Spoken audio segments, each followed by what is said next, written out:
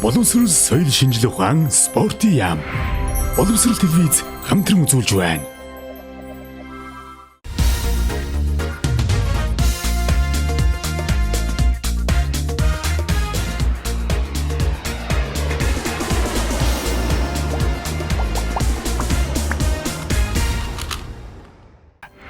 Нэвтрүүлгийн Ерөнхий ивээн тэтгэгч Ард Санхүүгийн Нэгдэл. Нэвтрүүлгийн Хамтран ажиллагч Төрийн банк.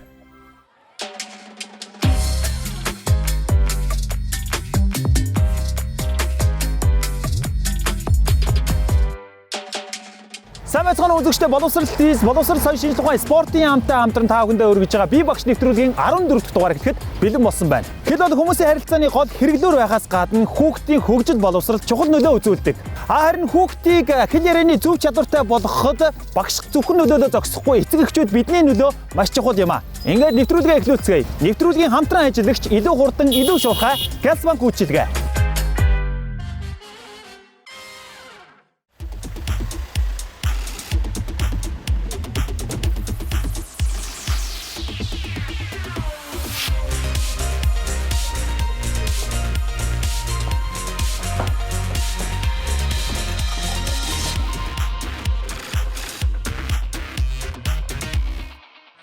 Ямар ч нэг тийм гоё танилцуулсан. Сэтгүүл зүйтэй холбоотой. Сэтгүүл зүй. Сэтгүүл хайзны яриач. Яриа мариатай холбоотой. Тэр нэг багт сэтгүүл зүй хамаагүй. Тэтгэгч чадвараас байж магадгүй. Тэг хүүхдүүдийн илтгэх чадвар байж магадгүй. Тийм. Түр мөртөө орж өөрийгөө хэрхэн зөв илэрхийлэх вэ гэсэн ч юм уу тийм. Киноны доор оруулах яах вэ? Чадна шүү дээ. Дөрдөө харж чадах уу? Жүжиг тоглох. Цаашаал яах. Нэр та нарыг хамгийн дуртай киноныхоо дүрийг аав гэвэл ямар кино тоглох вэ? Гоё биш ямар дүр авах юм?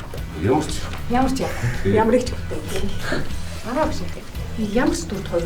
Энэ хүүхнүүдийн хүүхдийн адилхан ч юм. Сэрмагийн дүр. Сэрмагийн дүр. Бүр гоё тийм завшаа олохгүй байна.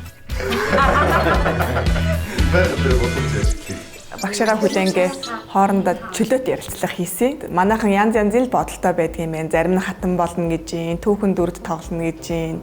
Тэгэл танд яг тэр дүр тохирно шүү гэж хоорондоос нэг дүгнээд ярилцаад бүгдээрээ би болох тэр тэгсэн. Би дандаа эсрэг дүрд тоглоно гэсэн. Би хувьдаа ер нь бас нэг айгүй гоё тийм ухаарл хайрлсан эмэгтэй дүр тоглох гэсэн гэж бодчихъя л.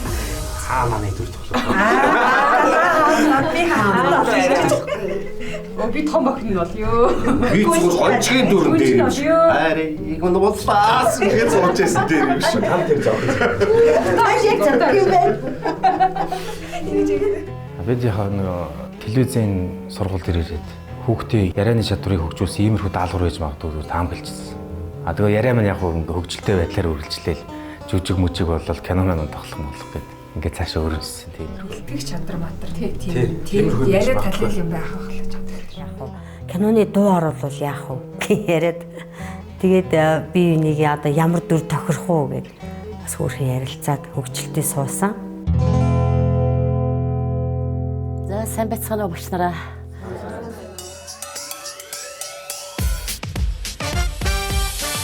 Өндөр өвгтэй туяа цэцэг. Тэрээр Ерөнхийгийн улсын багшийн дээд сургуулийг согог зүйч багш мэргэжлэр төгссөн. Төгсөж ирээд 55 дугаар тусгай сургуульд согог зүйч, хил засалч багшаар тасралтгүй 33 жил ажиллаж байна. Мөн сүүлийн 10 жилийн хугацаанд тусгай сургуулийн багангийн хичээлийн хөтөлбөр болон сурах бичиг багш нарын гарын авлагыг зохиоход гар бие оролцсон юм аа. Тэгэхээр өнөөдрийн хичээл одоо бид нар ер нь те хүүхдийн хэл ярианы хөгжил одоо хэл ярианы бэрхшээл гэж юу вэ? Энэ одоо бэрхшээлт хүүхдүүдтэй яаж ажилдаг арга талаас нь та нарт одоо нэг товчхон одоо жижигхэн сургалт явах нь тийм ээ. Ер нь бол бид нар мэдж байгаа тийм ээ хэл ярианы бэрхшээл гэдэг нь ер нь хүүхэд төрхөөсөө эхлүүлээд гадаад орчинтой харилцаж ижил хүн болдог шүү дээ тийм ээ. Та нар мэдж байгаа. Хүүхдийн хэл ярианы үе болоод 1 2 бараг 4 үе туваасан байна л да тий.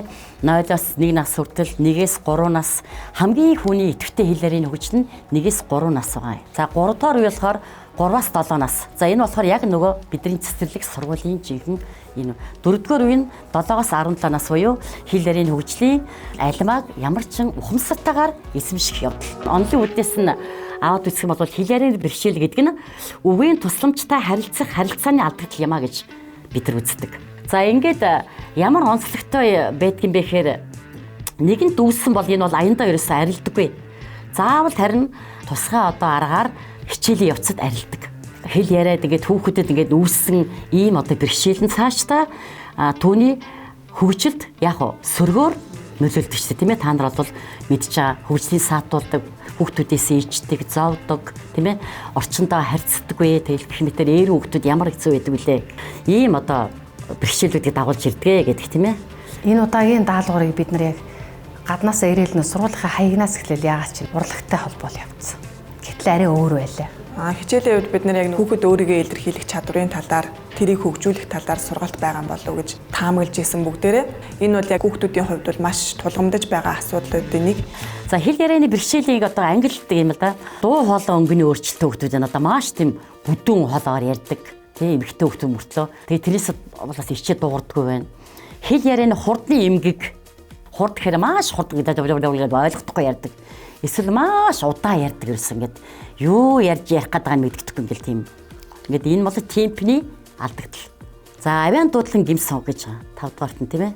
Eerүү авиан дуудлан гимсог, гуйшаа, дултраа, хэл ярианы дутуу хөгжил, хэл ярианы чадварыг хэсэгчилсэн ба бүрмөсөн алдагдал, уншихын гимсог, бичгийн гимсог гэдэг ингээд 10 ангилж байгаа. Ер нь Монгол хүүхдүүдийн дунд хамгийн элдвэр тохиолдол нь нөгөө бидний яриад байгаа авиан дуудлан сог.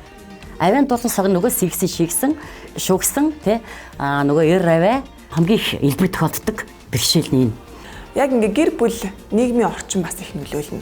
Хүүхдтэйгээ нөгөө бага наснаас нь зөв харилцаж чадахгүй нөгөө эцэг эхчүүд өөрсдөө нөгөө эрхлүүлж байгаа нэртэй ингээд хилээ хазаж ярьдаг тий. Бэрхшээл үүсэх шалтгааныг органик шалтгаан, функционал, нийгэм сэтгэл зүй, психоневролог энэ гэж бүр ингээд 4-5 ангилдаг байхгүй юу?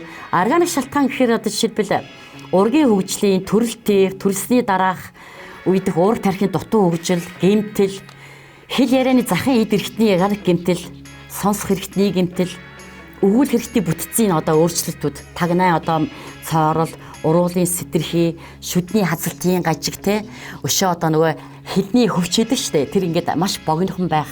Тэгэхээр энэ хэлний үйл ажиллагаа л ер нь гол гэдэг байхгүй юу? Бид нар хэлний хөвчөж ярьдаг ч холбоос тэр холбоос нь маш богинохон баг ингээд дээшээ өргөдөхгүй тийм байдаг байхгүй юу? Хэлээрээ сайн хөгжөөгүй хүүхдүүд нөгөө бас бусдаасаа ичих бусд нь одоо дооглох тийм ийм зүйлүүд бол тохиолддог л доо. Гэхдээ нөгөө хүүхдүүдэд маш сайн ойлгуулад өгөөд тэр өөрийнх нь чаддаг зүйл дээр нь дөрөөлж тэр хүүхдийг хэл яриаг нь хөгжүүлэх. Тэгээ хуран хүүхэлдээнүүдээр би хүүхдүүдийг тэр дүр тувиргаж тоглуулдаг байсан. Тэгэхээр хүүхдүүд маань нөгөө дүр тувираад хуран хүүхэлдээтэй ажиллаад тэгээд ирэхээр нөгөө хэл ярианы хөгжил нь бас тодорхой хэмжээгээр ахиж байдаг нь харагддаг л да амьдрал дээр. Ургийн хөгжлийн жирэмслэлтийн одоо 4-7 хоногоос 4 сар хүртэл хугацаанд уур тархин гэмтэл гол төлөв одоо хэл ярианы хүнд хэлбэрийн сог үүсгдэг нөө яг тэр үед одоо ээж одоо ямар нэгэн гэмтэл авах юм бол тэгэл тэр хэл ярианы төв нь гэмтчихдэг баг. За функционал шалтгаан гэдэг юу нэ хэлээд байгаа одоо сэтгэл зүйн хүчтэй цочрол, айдас, түгшүүр тий одоо төв мэдрэлийн ингээд тогтолцооны хөөрөл саатлын процесс гэдэг шүү дээ. Тэрний аль нэг нь алдагдахаар жишээлбэл ээр хүүхдүүд бол ерөөсөө яг л нэг тийм гинтийн цочрлоос болж үүсдэг шүү. Айдас тий нөгөө дарамт тэр. Энээс болж голдуу ээр үүсдэг. За нийгэм сэтгэл зүйн шалтгаан ихэд одоо орчны гэр бүлийн таагүй нөлөө байгаа юм л да. Хэрэг гэр бүлийн гишүүдийн нэг буруу хэллэгтэй, тод бус дуудлагатай, ээрдэг, эсвэл хит хурдан ярьдаг бол энэ нэг одоо хүүхэд даган дуурайцсамаар нөгөө хэл яриан саадчихдаг, бас өөр болчихдог.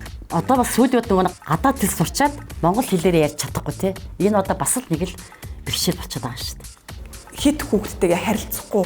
Хүүхдээ ингээд өглөө ажил гэж яваад орой ажил гэж ирээд ерөөсө харилцаж байгаа юм нь юу гэхээр гэрийн даалгавраа хийсэн үү, тэгсэн үү, ингэсэн үү гэд яг хүүхдтэйгээ унсан номныхын талаар чөлөөтэй ярилцдаггүй. Өөрт нь тохиолдсон зүйлийн талаар чөлөөтэй ярилцдаггүй. Тийм байдлаас олж энэ хэл ярианы хөгжил дутуу явагдаж байгаа хүүхдүүд байгаа. Бас хүүхдүүдэд наацынхаа одоо тийм хэлний өвөл хэрэгтний бэлтгэл үе болох дасгалуудыг хэлж байгаа юм. За жишээлбэл одоо ингээд 10 хэдэн дасгал байна л да. Одоо өвөл хэрэгтнийг хэлний хөдөлгөөнийг сайжруулах. Бид нар одоо гол нь хэлний хөдөлгөөн тийм ээ. Жишээлбэл зугаалах гэхэд ингээд амаа хагас ангаад бүгд хамт хийцгэдэг хөө тэрийг. Тэгээд та нараас сураад авчаад амаа ингээд хагас ангаагаад тэгээд хэллээ суллаад өргөн хавтгай болгоод доод дуруулаараа хэлээ тавь. Ингээд 10-15 минут. Энэ маань хэлийг ингэж маш суллаж, тайван, чөлөөтэй байлгаж байгаа. За энэ бол зугаалга гэсэн юм дасгал. За дараа нь зүү гэдэг. За мөн амаа хагас хангаагаад хэлээ ингэж алаас аль болох ингэж уутгаарна. Бүр урагшаа ингэ. Бүр сунгаж өгнө гэсэн үг байхгүй юу? Сая бид нар аюул тайван чөлөөтэй байсан те одоо бүр ингэж чилтэн ингэж тултан ингэж яа. Тэгж бүр ингэ зүү шиг нарийнхан болох нь ч урагшаа. Тэгээд бас л 15 секунд буюу 8-аас 10 удаа ингэж энэ бол хэлний булчин чангарсан байх хэрэгтэй. За цаг гэж бол тий. Цаг гэхэд одоо яах нь хоёр хэлээ ээлжний ингэж хоёр тишээ. Ингэ цагны нөө юу зүү шиг. Энэ үед ингэж ирүү ингэ дагаж хөдлөхгүй шүү. Ирүүг ингэж ийсэ хөдлөөд барьдаг. За дараах нь дүүчин дайчин хэлээ дээш гаргачаад дээш таарсан болоо. Ингээд дээш таашна. За дараагийн дасгал аяг гэж байгаа. За энийг ингээд амаа хагасгаад хэлээ ингээд өргөн болгоод ингэж аяг шиг ингээд хонхоолгож хэлээ. За шүдэндээ хүрэхгүй штэ. За цорго. Тэгэхээр цоргон дээр бас хоёр хэлээ ингээд хоёулаа humаад. За тагнаа ташна. Ингээд морь шиг те. Таштай бүгдээрээ. За иймэрхүү дасгалуудыг бас хийн. За амттай чанал гэж байна. Тэгэхээр бид нар ингээд хүүхдүүдийн гэр мэтнэ хаад ингээд энэ урал дээр ингээд жаахан варэ түрхэд өчтгий. Тэгээд тэрийг ингээд долоож идэж. Ингээд уралын ийм эсвэл барианч болно ямар нэг шоколад ингээд түрхэд өчөхгүй те. Тэгээд ийм дасгал хийн. За дараа нь дамар гэж байна. Энэ бас ингээд дээдлийн шүдний ард ингээд хэлгээд. Цаавар нь хийн. Бүр хэлээ нуглаад доотлын шүдний ард бас хийн. Шүдээ бас гэж цэвэрлэнэ. Доотлын шүдээ бас цэвэрлэнэ. За будагчин хэргээд амаа ингээд хэлээгаад ингээд нөгөө юм будаж байгаа юм шиг. Гэт. За иймэрхүү тий. Одоо шиг ингээд хүчтэй. Ингээд хэлээ дээш нөгөө шүд амаа цэвэрж байгаа байдал маань хэлийг нөгөө холбоосын бид нар ингээд дээшлүүлж өгöd байгаа байхгүй юу? Манай Монголын уламжлалтаас аргууд идэг тий. Аяг долоох. За тэгээд бид нар нөгөө аягаа зүгээр долоолгодог л доо үдийн цайгаа уужаад бантангаа идчихэд аягаа долоолгодог байхгүй юу?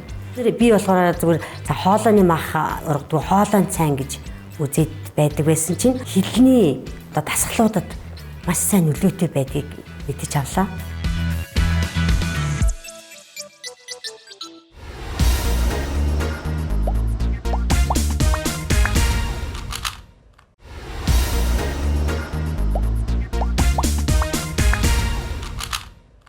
Нэвтрүүлгийн ерөнхий ивээн тэтгэгч Ард Санхүүгийн Нэгдэл. Хүчтэй хамтдаа. Нэвтрүүлгийн хамтран ажиллагч. Илүү хурдан, илүү шуурхай Гялс банк үйлчилгээ.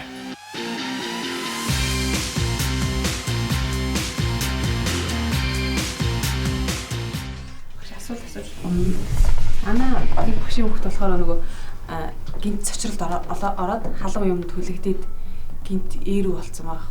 Тэгэхээр энэ хүүхдийг яг нөгөө эмчээс зөвлөгөө аваад ингээд явж байгаа боловч яг үр дүн гарахгүй.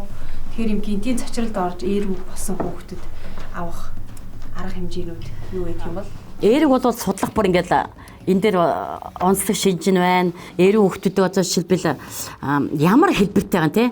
Яг хэлбэр нь ингээд үгүй ихэнд бас тэр eerүү хэлээд байна уу? Эсвэл олны дунд ороод eerүүд ээ нөө эсвэл одоо үгийн дунд ярьж байгаа дундхаас нь гацаад байна уу те энэ хэлбэрээс шалтгаалаад бас ингээд сургалтууд шал өөр байна л да. Багш бол ерөөсө тэр хүүхдийг хичээлийн одоо ихэнд ерөөсө асууж болохгүй гэдгийг зөвлөдөг. Тэгээд хүүхдүүдийг ингээд анхаарлыг хандуулахгүйгээр өөрийнх нь ингээд хэлж чадах тэрийг ингээд тусдаа уулзаад юм. За чи яг энэ үгүйбэрийг хэлнэ шүүгээд тусад нь уулзаад хүүхдүүдэнд дунд ингээд оруулж тийм арга байна. Одоо ер нь олны дунд тэгж яаж болохгүй багш бол ерөөсөө ичиж болохгүй юм бэл. За тэгээ гэртээ болохоор ингээд тийм хүмүүс ингээд шүлэг ингээд дагаж уншуулах. Тэр бол маш үр дүнтэй. Ингээд дуу тавь ингээд дагаа дуулуулах. Хамгийн гол нь амьсгаагаа л одоо зөв хуваарлах юм шүү дээ. Хамгийн гол нь тийм. Амьсгааг сайн авахулж агаад тэгээ нэг урсгалаар одоо тэрийг хэлүүлэх. Тэгээ эр хүүхдүүд нь их байдаг юм аа. Тэд бол тусгай сургуулиудыг сургуулаад яг ИБС-д бол сурах боломжтой. Зөв миний нэг арга байдгийг олны өмнө нэг тэгж нэг уншуулаад байх шаардлагагүй юм байлээ. Тухайн хүүхдээ яг давуу тал дээр нь түшиглээд манай тэр хүүхд бол сэтгэн бодох чадвар маш сайтай. Энд тэмдэг олимпиадаас маш медаль одоо авчирна. Тэгээ ангийнх нь бол яг тэр талаараа маш давуу гэдгийг харуулсан учраас тухайн хүүхдийг одоо ном уншлаа гэж тохиол оюуны зураг хэлбэрт оруулаад багш нь тэрийг хараад уншлах ч юм уу. Тийм аргаар явдаг. Гэхдээ бас дандаа тэгээд яваад авилан хацаан тасрахгүй шүү дээ. Тийм хүүхдийг бол маш сайн ер нь яриулах хэрэгтэй байна, бусдтай дуулуулах хэрэгтэй байна гэдгийг сая энэ сургалтаас мэдж авлаа. Гэхдээ манай тэр хүүхд бас ая их сайтай болго хөөрхөн дуулнаа. Ерөнхийдөө тэгээ яг бага насндаа бол бид нар бусдад бас шогтуулахгүй янз бүрийн арга хэрэгжилж болно.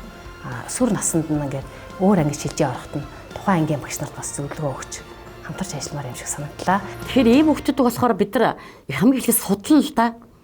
Ямар одоо жишээлбэл эсавэ гэж бодоход те эсавэ одоо хэлж чаддгүй үгийн ихэнд хэлж чадахгүй юм уу? Үгийн дунд хэлж чадахгүй юм уу? Үгийн эцэст нь хэлж чадахгүй юм уу? Яг энийг эхлээд тодорхойлж судалгаа гаргаж ирдэг гэсэн байхгүй юу? Жишээлбэл самар гэхэд одоо яаж яана эсэ үгийнхэнд дараа нь хөмсг үгийн дунд үгүй тийм ээ. Дараа нь хамгийн сүүлд нь утас. Үгийн ихэнтэй хэлж чадахгүй нь дундаа хэлж чадахгүй юм уу? Энийг эхлээд тодорхойлно. Ямар авийг одоо хэлж чадахгүй хаана хэлж чадахгүй байгаа юм? Ямар үед хэлж чадахгүй юм тийм ээ? Тэгээд дараа нь эсавыг хэлэхэд тулд одоо бид нар тэр дэт гэдэг авигаа хэлж чадж гэнэ үгүй юу? Төр гэдэг нөгөө хэлний чичиргэх энэ рүү ордог учраас хэлж чадж байгаа авийн дээр нь тулгуурлаж бид нар яах нь вэ? Дараагийн ямар авигаа тавих гэдгийг гаргаж ирдэг байхгүй юу?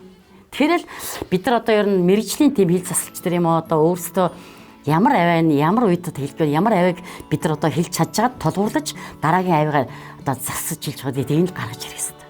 Тэгэхээр авиа тавина гэдэг бол ерөөсөө бэлтгэл үе. Тэгээд бэлтгэлийн дараа авиа тавилтын дараа зөвшөөрүүлэлтэн дараа үгэн дээр, үеийн дээр, өгүүлбэр дээр өшөө нөгөө авиагаа эсийг тавьсан бол иштэй ялгуурчл гээд ийм одоо 5-6 үе шаттай байдаг байхгүй юу?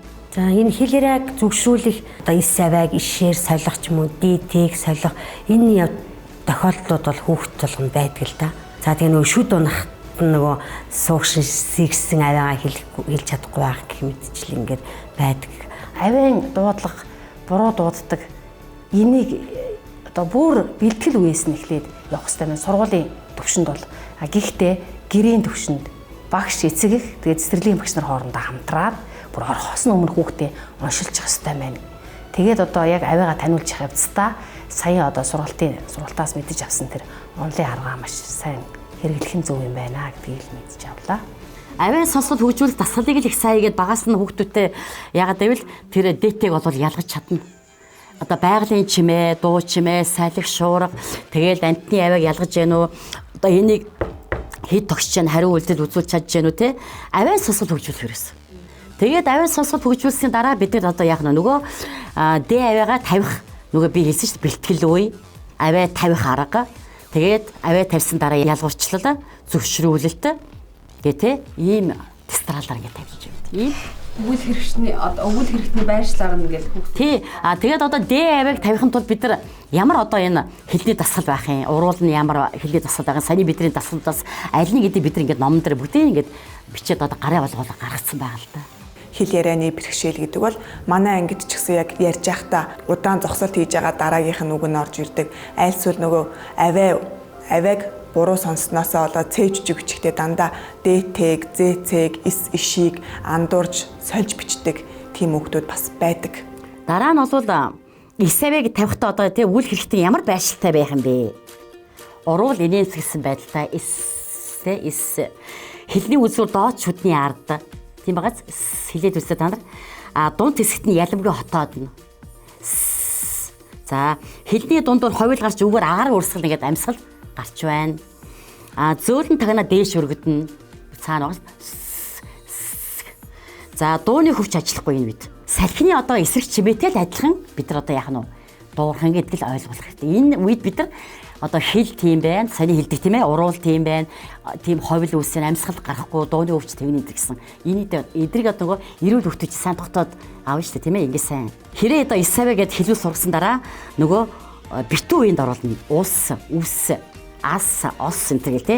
Дараа нь задгаа үеинд са, суу гэл те.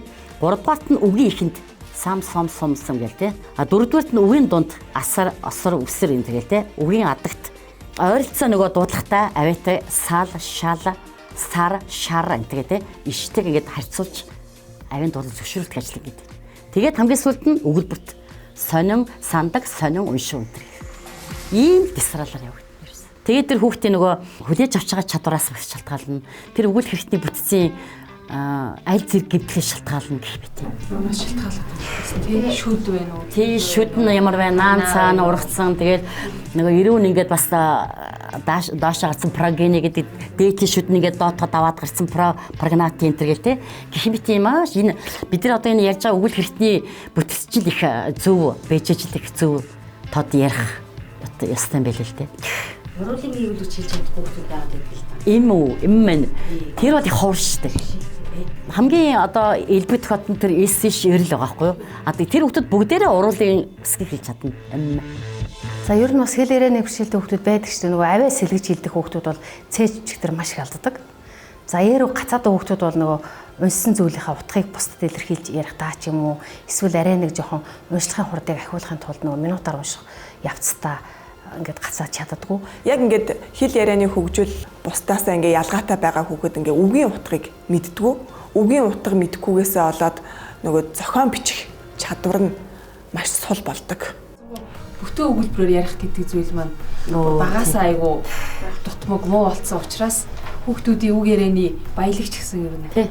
Бага юм шиг санагддаг. Тэгээд эцэг эхчүүд хүүхдтэйгээ тийм бүтэн өгүүлбэрээр яриад бүтэн өгүүлбэрээр хариулт авч ивэл бас тэр нөгөө хэл яриа зөвшөөрөх хамгийн одоо сүйр тэр үлгэр сонс ядахтаа гэртээ өөрөөсөө яахгүй болоод хүүхдүүд үлгэр тэр CD-д тавиад өчөлдөө тийм ээ сонсоо суужиг. Тэгээ би нэг хүүхдэд үлгэр яриад идэх хад Монгол гуталтай хүн орж ирэхгүй манай гэрт.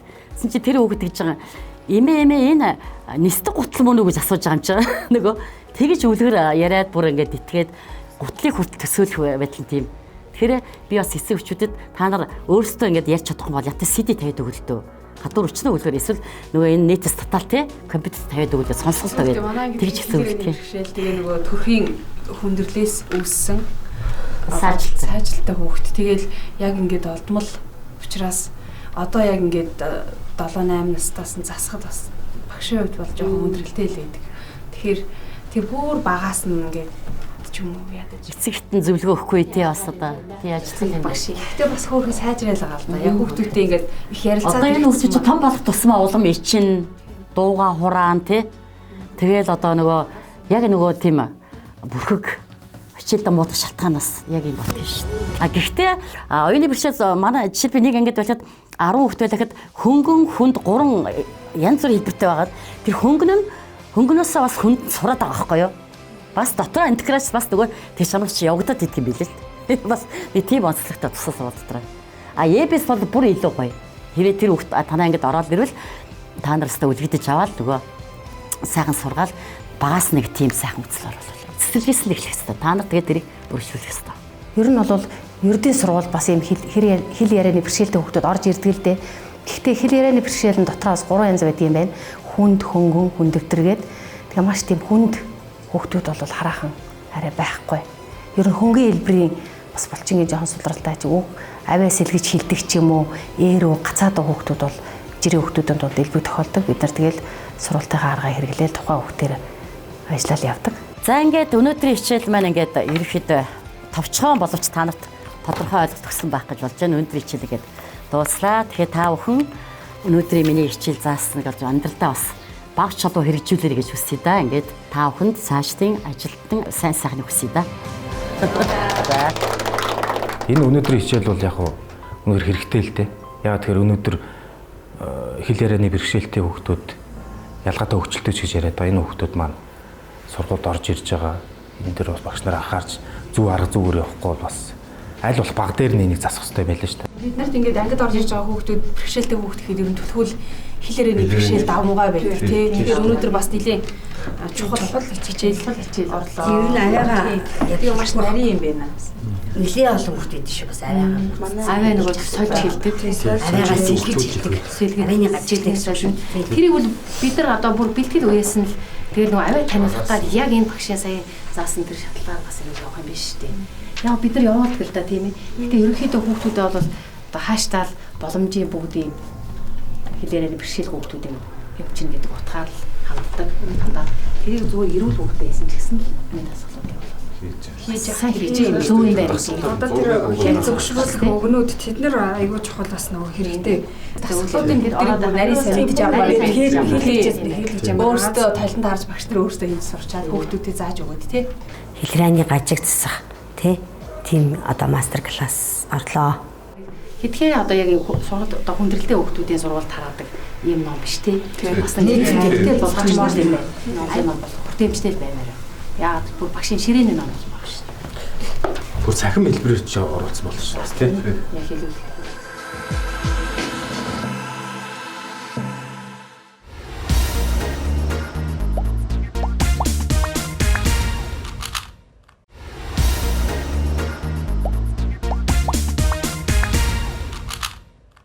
нэвтрүүлгийн ерөнхий ивээн тэтгэгч Ард Санхүүгийн Нэгдэл. Хүчтэй хамтдаа. Нэвтрүүлгийн Хамтран ажиллагч. Илүү хурдан, илүү шуурхай. Гялс банк үйлчилгээ. За хүүхэд хэл яриа нь хөгжөөгүй, үсгээ буруу хэлдэг, ижил төстэй авиануудыг андуурдагаасаа болоод хэлгсэн санаагаа ойлгуулж чадахгүй, эсвэл хичээлийн хоцрогдолд орох явдал их байдаг. За тэгвэл багш нар маань энэ удаад эдгээр асуудлаас хэрхэн гарах арга вэ? Боловсруулах ёстой байгаа. Ингээд багш нар маань даалгавартайгаа хэрхэн танилцсан уу? Хамтдаа харцгаая.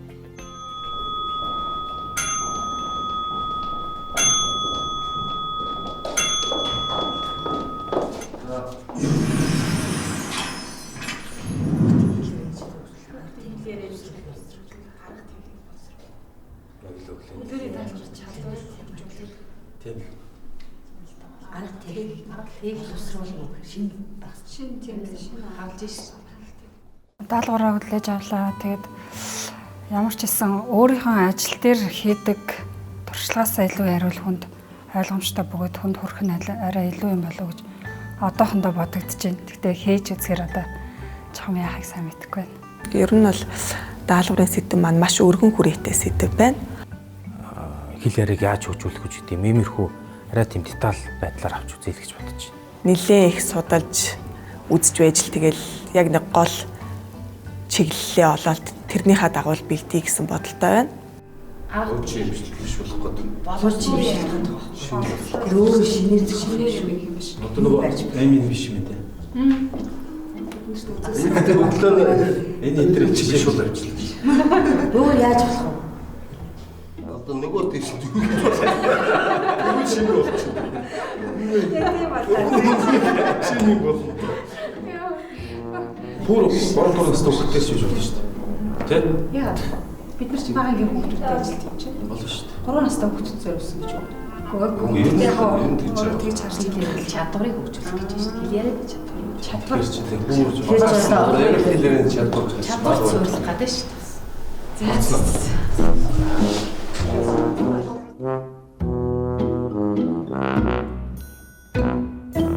заавал өсөг үзэж эхлэхээс ахуулаад хэл яриагаа голлох биш. Яг бэлтгэл үед нь хүүхэд маань яг юун дээр одоо хэл яриа доголдоод байна гэдгийг ажиглалт судалгаа хийсний үндсэн дээр түүнээс гарах арга замаа олоод тэгээд бүх зүйлээ авиа таниулахаас эхлэе гэж бодлоо ингээд төлөвөөгөө босруулаад сууж байна.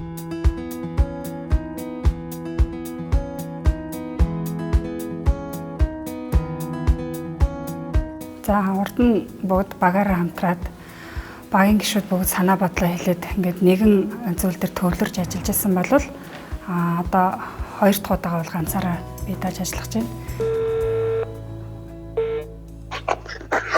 Бэнзас юу вэ?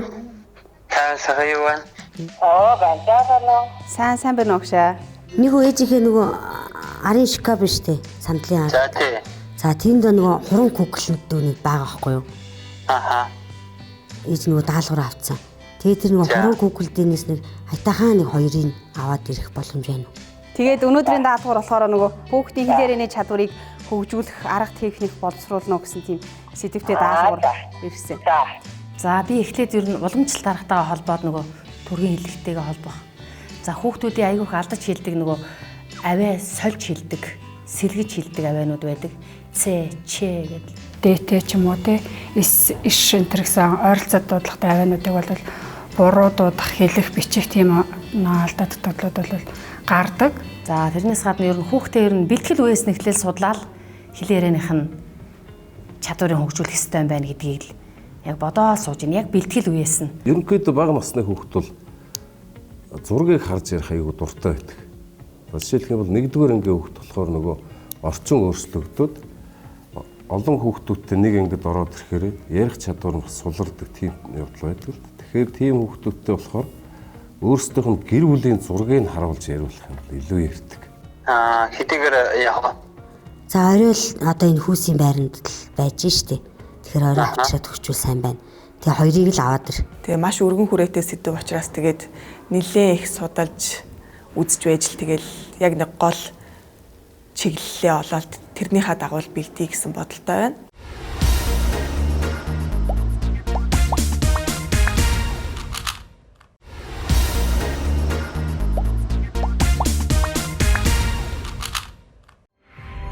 Нэвтрүүлгийн хамтран ажиллагч худалдаа үйлдвэрлэлийн их сургууль.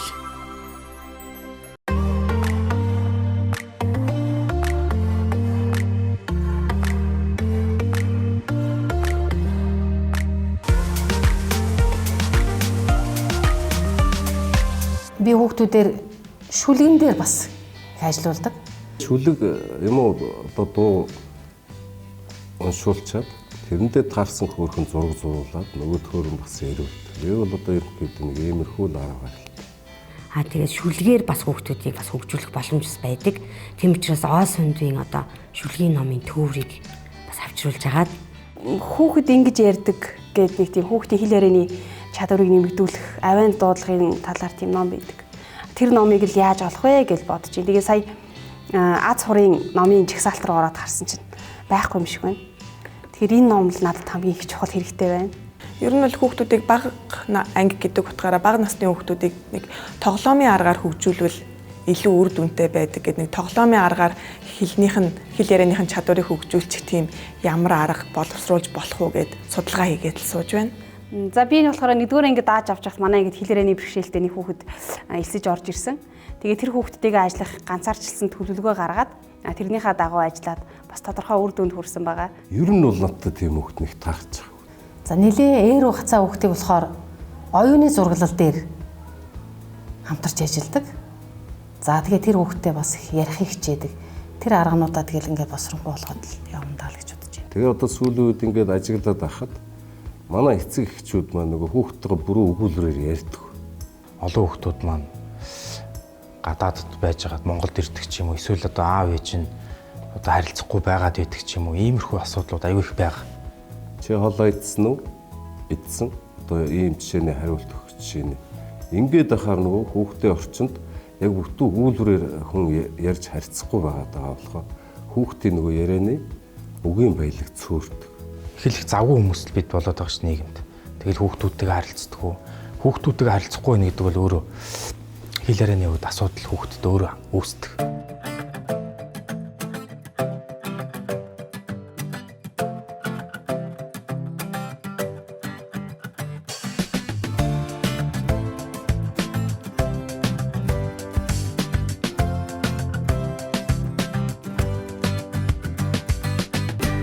Арга зүй гэж байгаа учраас би бол ерөнхийдөө л өөрийнхөө л одоо тэр хичээл хэрэгэлдэг тэр арга л миний арга зүй шүү дээ.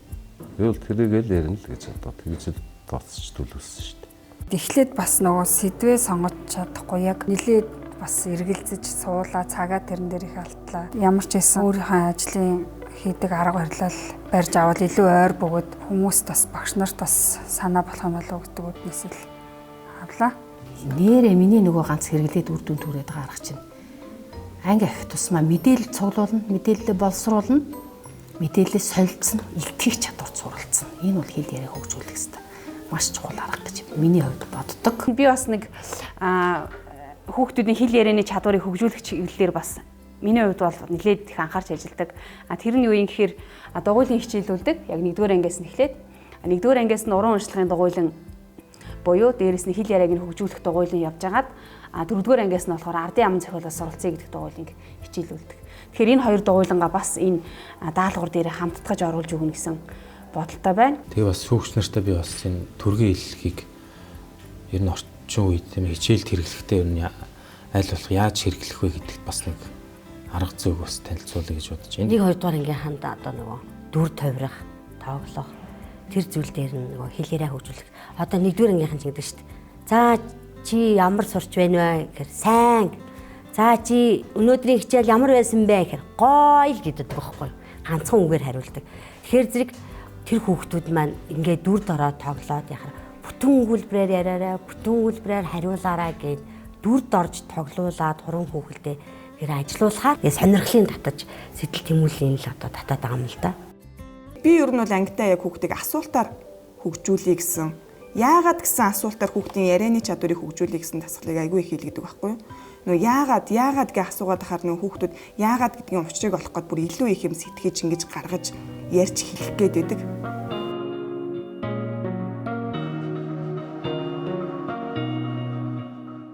Ийхүү багш нар маань даалгавартайгаа танилцлаа. Харин маргааш багш нарын хувьд даалгавраа танилцуулах шүүлтийн өдөр шүүгчтэй уулзах болно. Ийхүү нэвтрүүлэг маань өндөрлөж байна. Нэвтрүүлгийн ерөнхий ивээн тэтгэгч хөрөнгө оруулагч, үндэстэн хөдөлгөөний санаачлагч хэрэгжүүлэгч Ард Санхүүгийн Нэгдэл хувь цаад компани. Баяртай үзэгчтэй. Эдгээр зүйлүүдэд нэгтгэхэд даалгавар маань ерөнхийдөө бол дуусах төвч юм да. 3-5 нас ер нь хэл ярианы чухал үе байт юм билээ.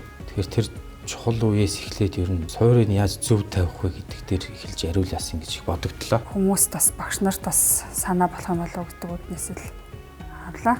Сарака миний насандар их юм бол энэ өндөрлөгөөс тунгууж харах гэж өөрөөхөө бэлдсэн одоо даалгаврыг бас бусад хүмүүст багш нарт танилцуулах гэж байгаа да. Баяртай байна. Шүүгчдийнхаа өмнө бол зогсоод бэлэн байна.